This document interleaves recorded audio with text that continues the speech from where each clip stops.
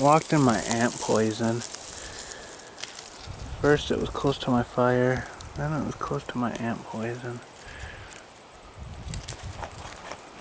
So it's not doing that well because of the poisons. You never know. Maybe it'll make it. Maybe.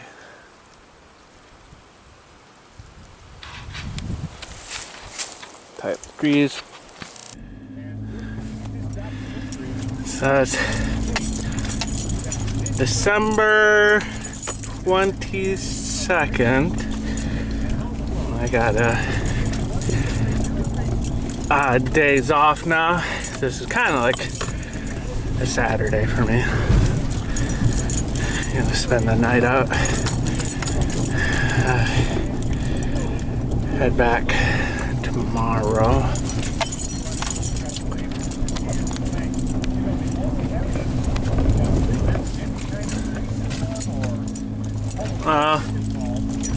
Hard to record. So the erosions happen. So it's a bumpy road. It's not worth regrading it until mulch out all that, shred up all the little things on the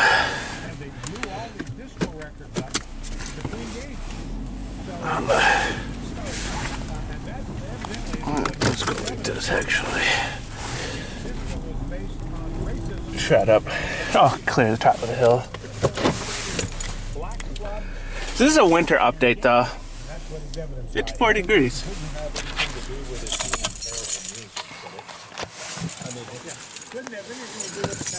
Dashboard hot dogs. Very nice. Get warm up from the greenhouse effect.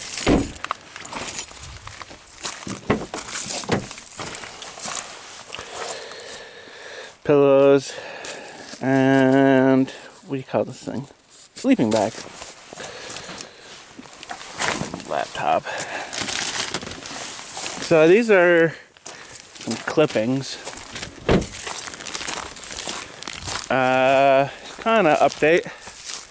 Started a new canning collection down here.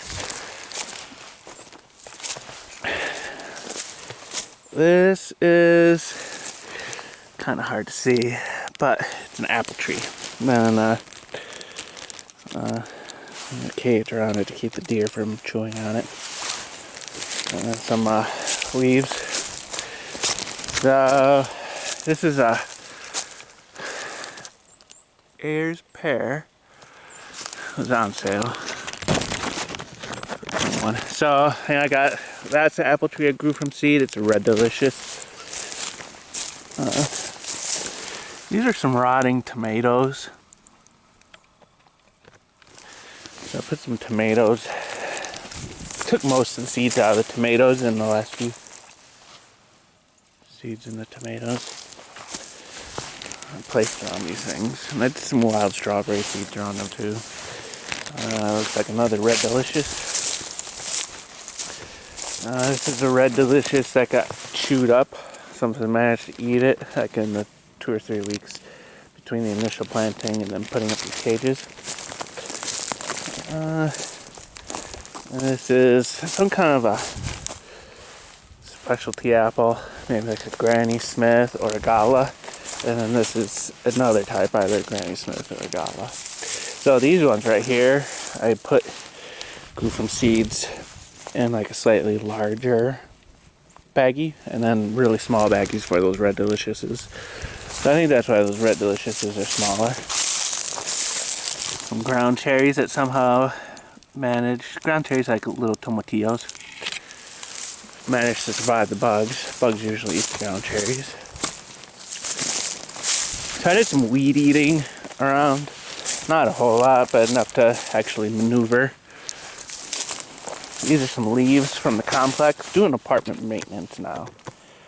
Doing leaf removal. Snagged 3 bags of leaves. You know, like, so this is how much rain it's had since I was last here. That's about 2.5 inches. It's like, oh, this is where I was pulling up a blackberries. Fire ant hill. Over here I had some, we call these things, okra. I got some. I want to get some okra started as a weed around here. Got some nice okra seeds. A couple. They didn't do that well, but they did manage to go to seed, you know. A couple of them. Just little dinky things. I was thinking that they'd be a lot more robust. This thing right here is like special rock. It's got these little, like, crystallized, kind of like a quartz crystal filled barnacle, old barnacles. But I don't know if it's, you can tell that is like, I can push that over probably about 30 pounds of force. It would push this over. It's been eaten out by, so I'd pour my pasta water on this and grease and things, you know. I'd do my cooking here and then set it up, pour it out here. So something was digging into it, you know, and it's just filled with ants and it was filled with ants, fire ants and termites and things. This is where I got my apple trees from, and that's where I was growing my apples. Still got, you know, this is a mulberry, some figs. I need to cover these before I leave. I mean, it's been so much freezing weather. It's probably, if those things are going to die from the freezing weather, they're probably, because it's been, I don't know, in the 20s or something. A lot. I managed to snag these. So this is like blueberries, raspberries, blackberries.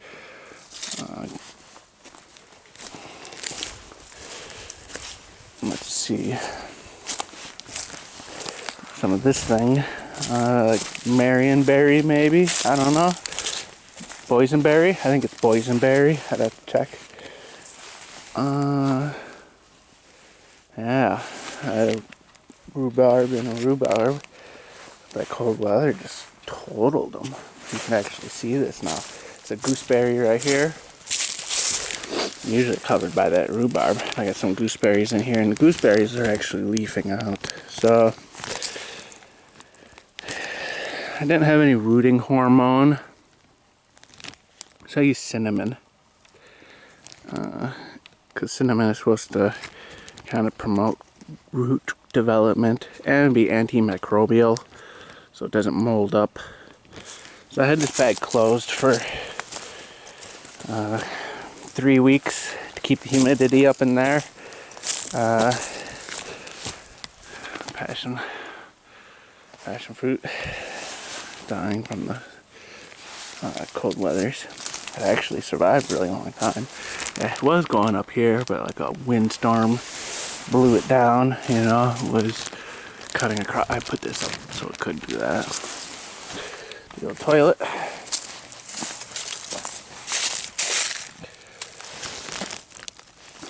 Bag of leaves from the complex.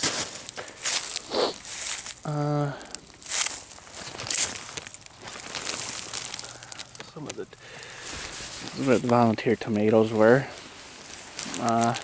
Beefsteak tomatoes, but they're about the size of a store-bought Roma tomato, but they got 10 times the flavor of any tomato from the store, because they're just packed with flavor.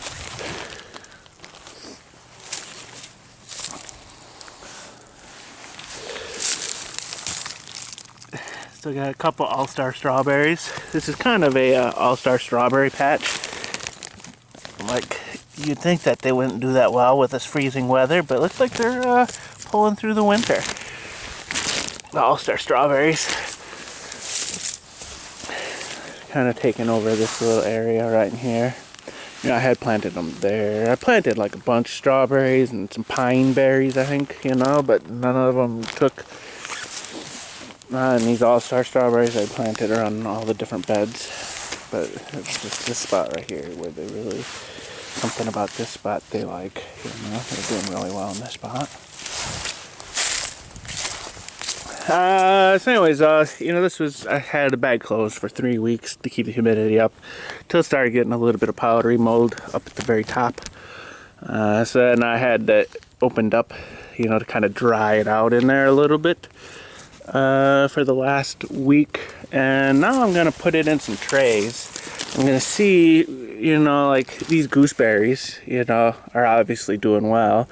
So those ones I'm gonna plant. And then anything else that looks like it's still alive, hopefully we'll have, you know, there's like some blueberries. That's all those green ones are little wild blueberries. You know, I'd planted blueberries here, planted blueberries there, back there, around. I planted so many different blueberries, like probably about 4 or 5 varieties. Sunshine blueberries, Duke blueberry, pink lemonade blueberry, I don't know, multiple varieties, and they've all died, you know. So this is a wild variety of blueberry. There's wild blueberries that grow around, and these ones that clipped from like kind of the border of my property over there. It's actually the closest blueberries. Other than this, you gotta hike maybe about 3 miles to get to a patch of blueberries. So I got a wild patch that just grows right on the other side of the property. Oh, look at that. This is a passion fruit, but it looks like it's protected from the shack by the shack, protected from the frost. So it may actually overwinter. That's interesting. Did most of my passion fruits from, you know, that's like I planted like 4 of them or something over there, and that's kind of the one that's really did well. I clipped it. I took some of the clippings and put them by the trees. So kind of in the base of the tree. There's some of these clippings from these things to see if maybe they'll take root.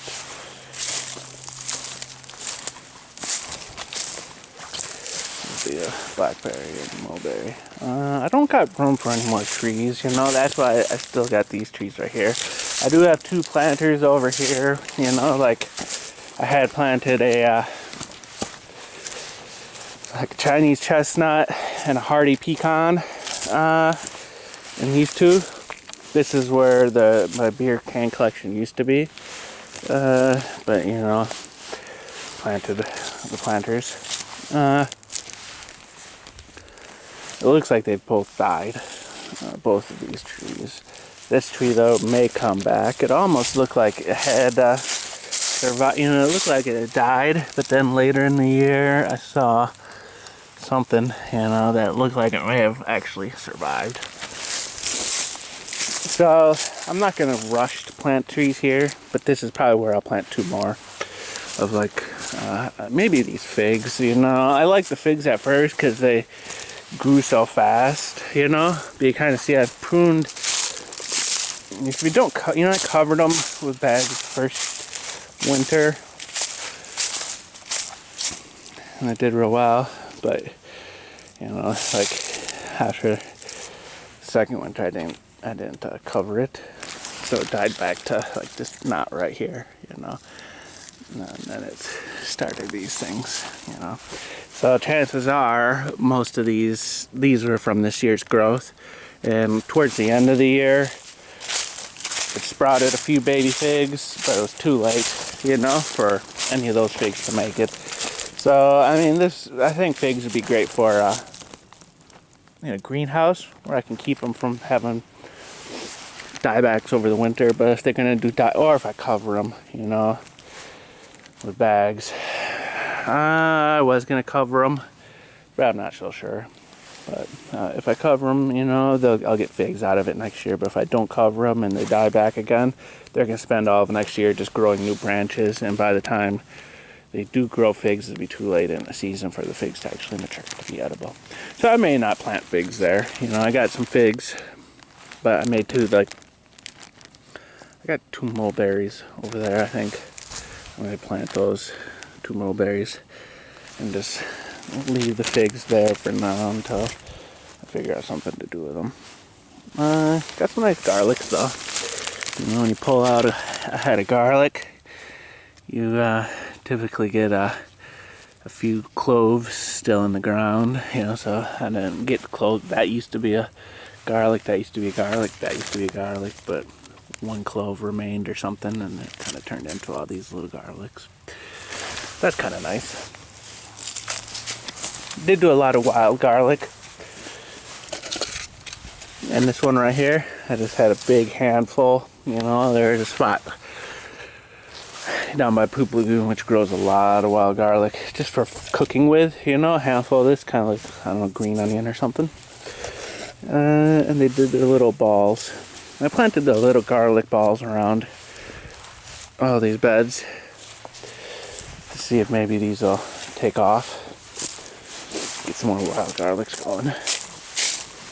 They're just more convenient to eat than actual garlic. Because I actually rather you gotta dice up and all that. So I'm gonna do that this weekend. Got some firewood. I should check this.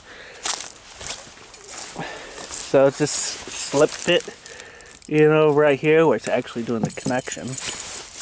And then down at the junction box down there, I actually start clamping it, you know.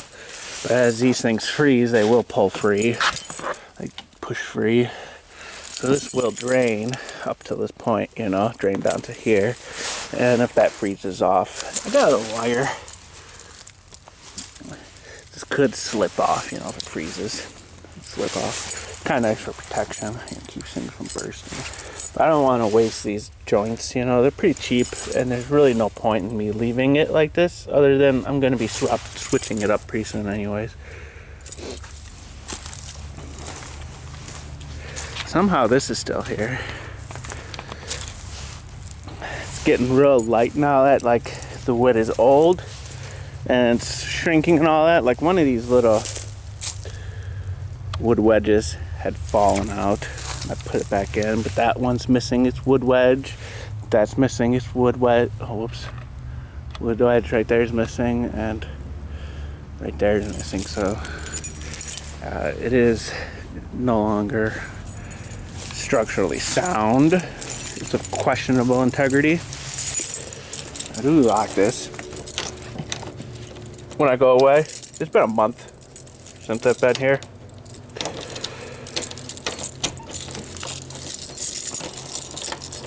Keeps kind of this deterrence. Kind of see all the ladybugs. And I swept up the ladybugs a month ago when I was here. But it's kind of like they, whoops, where is it? The ladybugs will hide out in the cracks of the logs. This right here. Oops. Is the most beautiful. There's a little bit of damage. This right here is a monster. Praying mantis egg sac. This is the one that I'm going to send to Leo. I'm going to take it off of this, put it on a stick in a jar. So in case if it gets flown, you know, it'll be pressurized in the jar. You know, the jar will provide some kind of things. It does look a little bit damaged. But so kind of how you see it's kind of like woven in the center. Each one of those weaves is a baby praying mantis. You know, that's kind of a cap to an egg chamber where there's a larval praying mantis. So I've upgraded, so done some work, you know. The old reliable electric inverter broke, you know. So I got this one, Ames. And this one, you know, it's pure sine wave again. That reliable electric, I'm pretty sure now wasn't, it said pure sine wave, but it wasn't, you know, but this one actually is, you know, so, like, about to head down, you know, it should be steady lights down there, but before it was kind of, the light would kind of flicker, you know, I think that was because it wasn't pure sine wave. So some upgrades, you know, replace the inverter with this one. Got a nice little cardinal. Well, it's kind of hard to see. Somewhere's. Added 4 more batteries, 100 amp hour batteries. Now I got 7. 12.8, 15.7. You know, it's full charge. I like to keep it at a full charge. I leave these unplugged just because there's no point in having power running around everywheres. And then, like, I may plug these in while I'm here, but I really don't spend that much time in the shack. So this is the shack now. Just kind of storage.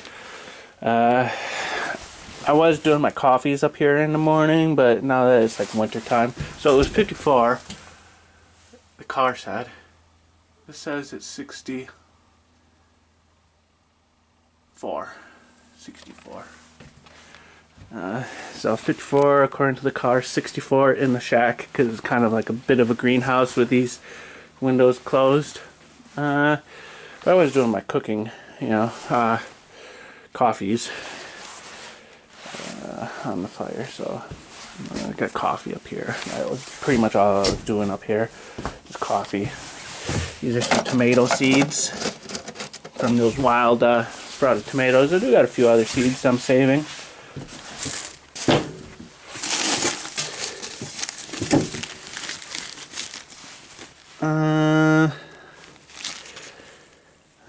This looks like radish. So the seeds I've scattered around, like this top bin is mustard seeds. All these little mustard plants from the area. This lower garbage can is kale seeds from the kale plants. And then tomatoes and radish. These are more tomatoes. And these are various wheat seeds. So a few of the winter wheats. Had the winter wheat hanging up here to dry, and the squirrels would chew on it. A few of the kernels of the wheat seeds fell on the ground and self-seeded. You know, so it's kind of, if they've managed to self-seed like that, they're probably a pretty robust variant or something. You know, I mean, granted, they were in the right spot and all that, the conditions were right, but you know, this is you know, odds are this is a more robust variety of wheat, you know, more robust variety of tomato and radish and all that, you know, more suited for living out here the way I grow it. So that's why I'm keeping these seeds, you know, that's the interest I have in them, is that they might be more robust.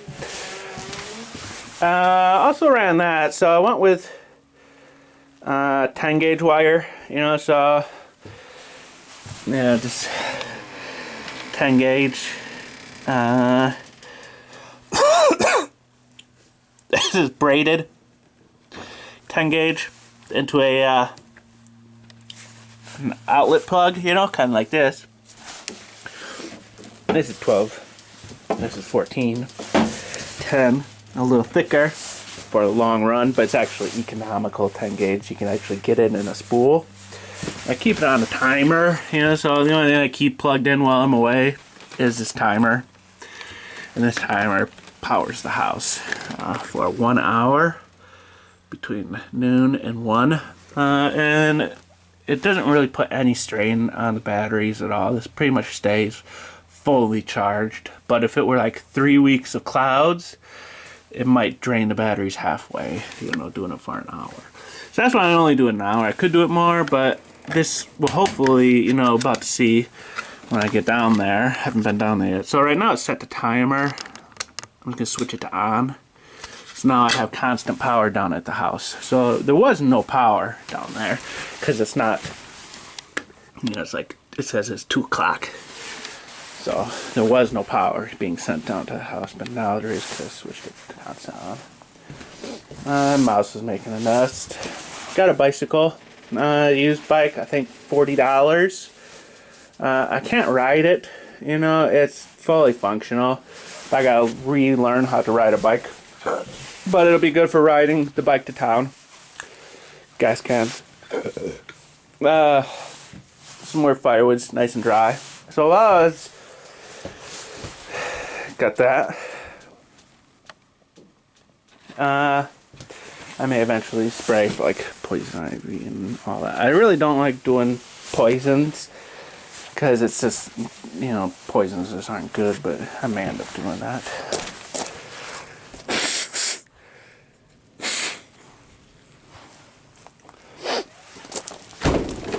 That's pretty much the shack though. Just storage. Use the hose to water the things.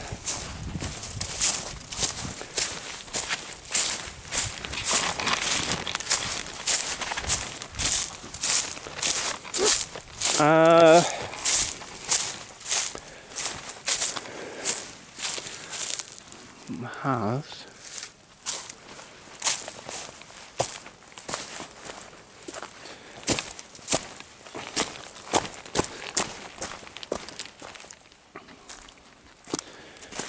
I'm not sure if I really showed this.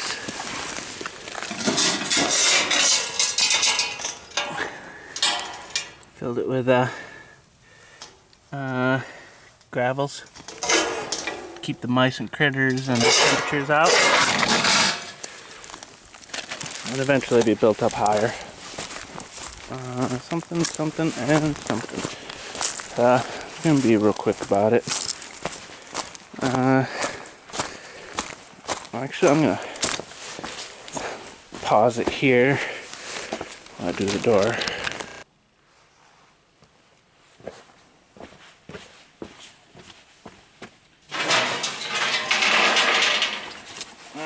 Metal is covering the generator. I was keeping the generator covered in the rain, using the generator on the weekends to get it extra dry. Tape up the bottom seam on the door, so in case if something happens, it rains, tape up that, you know, keep water from, you know, sometimes I've had the water get up to here, you know, before.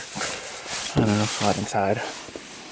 Eventually there'll be the tunnel cutting across, so even if this French drain does get overwhelmed, you know, and there's some crazy downpours in like this middle Tennessee, you know, like you wouldn't believe.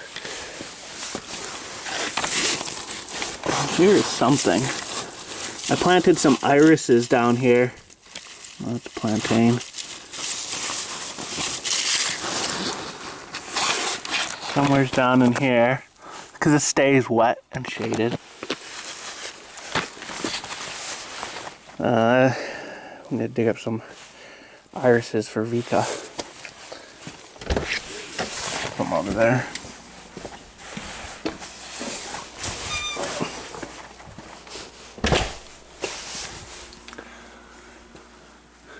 Got that open.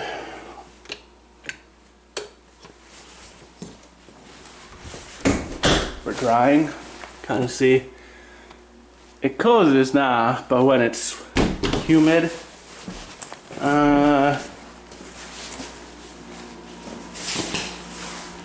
it swells so much that you can't close it. This says 70% humid. This, you know, so I keep this is a dehumidifier. It has a little switch that is held in place by this. This is the water bucket for it. I had that switch just taped, pushed back and taped, you know, so it'll run. And it just, you know, dehumidifies and the water just goes into the sink drain. So, you know, there's these drains, they're P-traps, will probably dry out, you know. That one's probably definitely dry because it's been so long since any water's gone down the floor drain. That one stays wet though. And all of them go through in the underground area compartment. There's a whole house P-trap, and that whole house P-trap stays wet from this. So, you know, this drains out into the oak trees back there. Who's this guy? What is this? There's a sink. So I haven't hooked up hot water. Got the cold. That's one thing I might do, is actually hook up the hot water. Not today, but while I'm still living in society, you know. Do my thing, you know. Just temporarily do it, you know. Running it through the wall and doing the coil around there, you know. So then when I fire up the wood stove, I'll actually get some hot water, you know. And then eventually this will be cabinets. Propane stove, that propane stove. Oh, and maybe an on-demand water heater, propane on-demand water heater. And those propane on-demand water heaters require a vent, so. Propane stove apparently doesn't, but an on-demand like propane water heater does require venting. So, you know, that vent will just go into there, you know, and this will be a T instead of an elbow. So the water heater will vent through there and the stove will vent through there, you know. That's the general plan though. Eventually.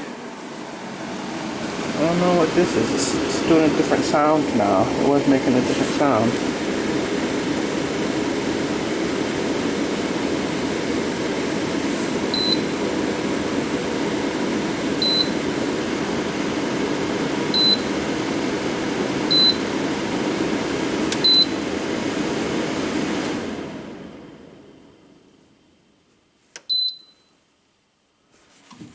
So there's 3 fan settings. For whatever reason, it switched to high. I keep it in low while I'm away, so I don't drain the power and the batteries.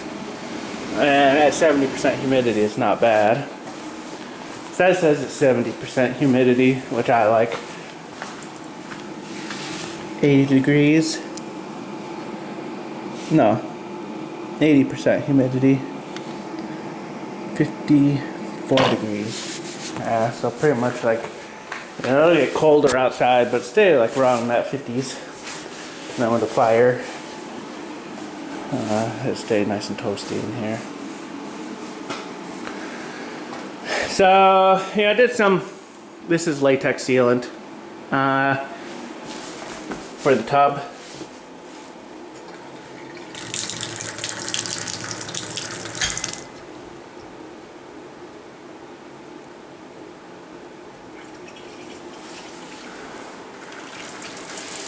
Not much water pressure, but there is some.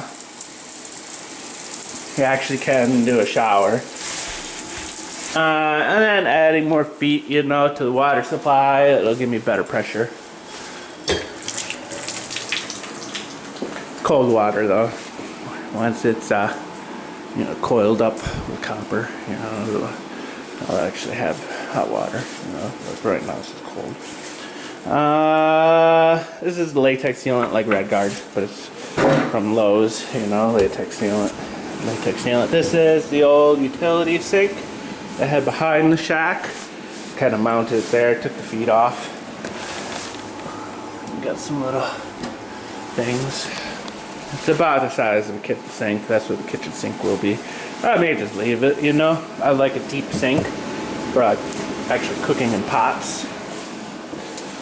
Yeah, so P-trap stays wet though. I put in this is more or less, this is just gonna get concrete, and then the cabinetry, see, switch to low. It was just doing high for some reason. No, I don't really know how that works. That's a dehumidifier. So it stays with the windows open. It'll stay 95 to 100% humidity in here, which is so wet, so humid, that it'll do little mold spots. You know, this door right here, I had to burn. Trying to see how rusted it is, you know, it's bleaching it, you know. Oh, whoops. And all that jazz. Fan is rusted. It's not from being in rain, that's just from the general humidity. Until I got the thing, you know, going, upgraded the electricals to actually power this, you know, to keep it running. You know, I was coming out here on the weekends to do the generator and run my dehu, you know, like for a few days while I would be out here. Seat from the terrain. Water. filter. I don't, just no real point in having it there. I was just seeing if I had the pieces on hand to use it, you know, because like here's like a little Brita water purifier that I use, but eventually be switching over to a whole house water filter system. I got a bunch of those filters, large filters to get large sediment that were on sale. But I'll do like several filters. Yeah, first one for large, and end with a carbon, do a large, refine a carbon, I'm thinking, and then go into the faucet, you know, under the kitchen faucet, and that's just where I get my drinking water from instead of using that. Too much of a hassle to do right now. Sleep on. This is my stash of goodies so far. Mostly carbs and fiber.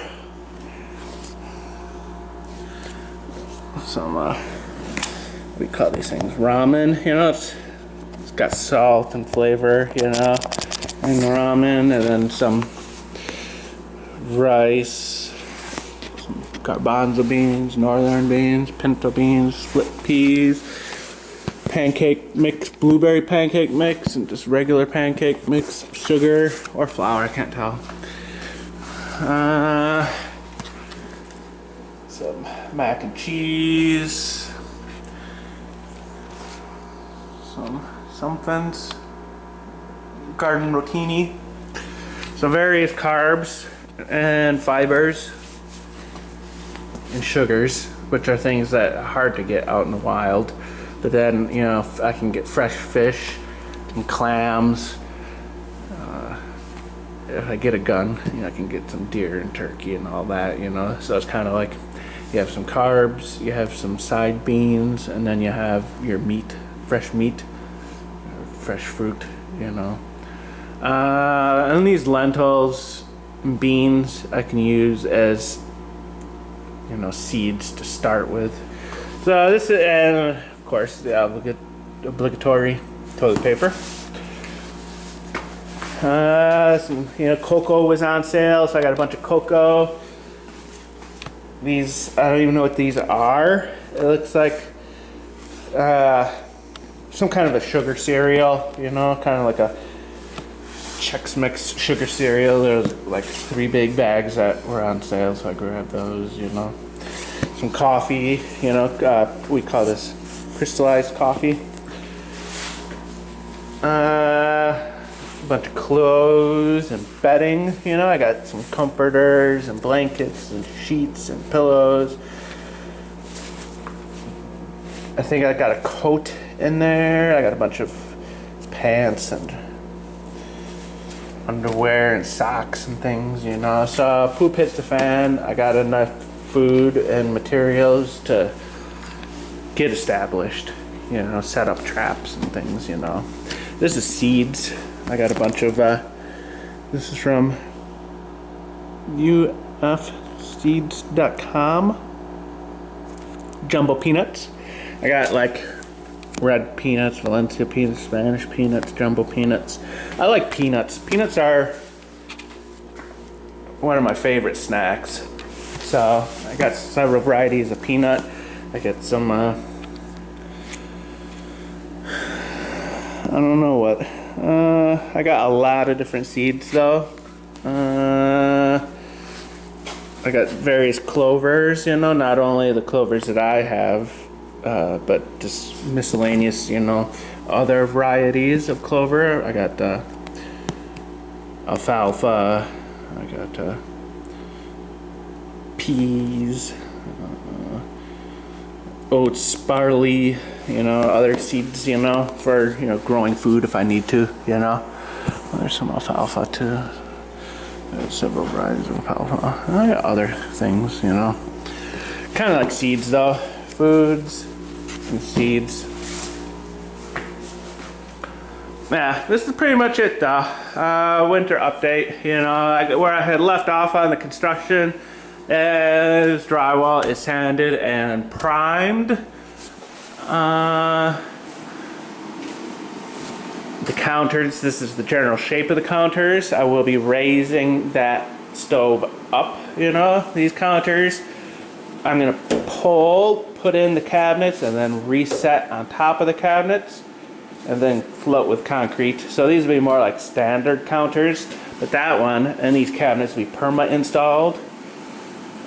That one right there though, the cabinet is gonna move out. It's gonna be on dollies or wheels, casters, so that it can slide out and I can pull that panel and get to the back.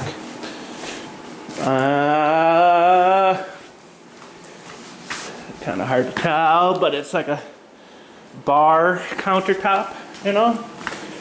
So you can sit here and do whatever, you know? I do food prep, you know? I usually sit there, just go over here, do whatever food, alcohols. So it gets too humid. So with the windows open, 90 to 95% humidity. So basically I keep the windows closed, and so it's a finite amount of air in here and humidity, and then I extract that humidity. Running this for an hour a day, and you know, it stays 65, 70 humidity, which is nice, you know. At 90 to 90 humidity and above, you get little mold spots. There's little colony, you know, looks like ringworm colonies of mold that just sprout up over everything, on everything, and all your metal things rust. You know, it's kind of like everything just gets rusty. But you know, all this rust is from, you know, back when it was staying humid. You know, but then I upgraded the batteries and got the setup going. You know, so I wasn't expecting that, how humid it stays in the basement. This is kind of like a basement. How humid it stays, and then also wasn't expecting how many roaches there are in the woods. There's a roach bomb right there.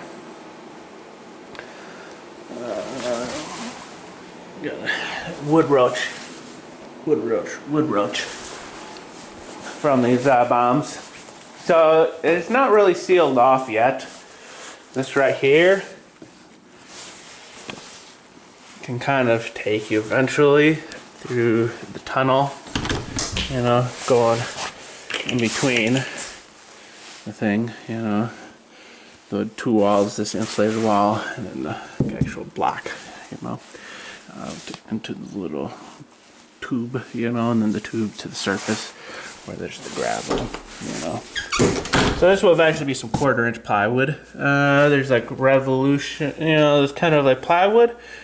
1/4-inch plywood that's actually looks like tight grain, but it's actually just the ends of a bunch of plywood, you know, that makes it look like grain. So it's gonna be that for this, you know, make it look like some nice grain. So this would be 1/4-inch plywood, and once that's plywooded, you know, it'll be kind of sealed off from the roaches. But right now, roaches and things can eventually kind of make their way into the house through this crack. Bees and things. Oh, what's this? Electricals, very nice. So yeah, it's just basically storage.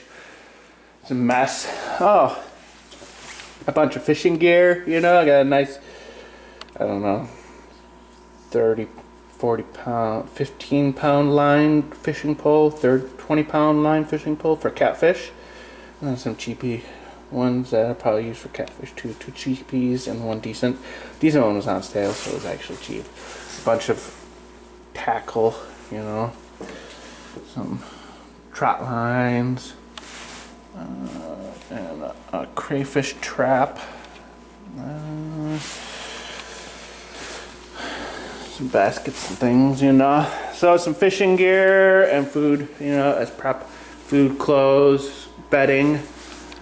I still need to do more prep, you know, stockpiling, but the engine on the Terrain blew, you know, so that was $8 grand, you know, that I should have it paid off, I think, this week, by the end of this week or something. It's gonna be really close whether or not I'll have it paid off, but, you know, starting, you know, give it another month of just saving, you know, and then I can start stockpiling again, you know, build up a little nest egg before stockpiling, because stockpiling gets expensive. But a lot of fishing gear, you know, and food for prep, you know. other than, you know, like just the. It is so so nice having a cool spot in summer. Like doing the constructions before, you know, at the end of summer, it'd be so hot. I'd come down here and cool off, you know, rather than like 15 minutes of cooling off here, rather than like in the previous summers, 2 to 3 hours of trying to cool off in the shade of the trees, you know, and never really actually getting cool. But I could come down here and cool off and actually cool off, you know, reduce my body temperature to a safe limit, you know, within like 15 minutes or something. Or like in the winter, you know, it'd be freezing cold, you know, 20 degrees outside, but 50 to 70 degrees in here. You know, it's so nice having a nice, you know, climate controlled area, you know, or at least one where the fluctuations are real slow and minimal rather than as rapid as like nature does it. But yeah, I thought it'd be raised up. Firewood spot. Get some firewood spot under it. Something to thing. And yeah, that's it for this winter update.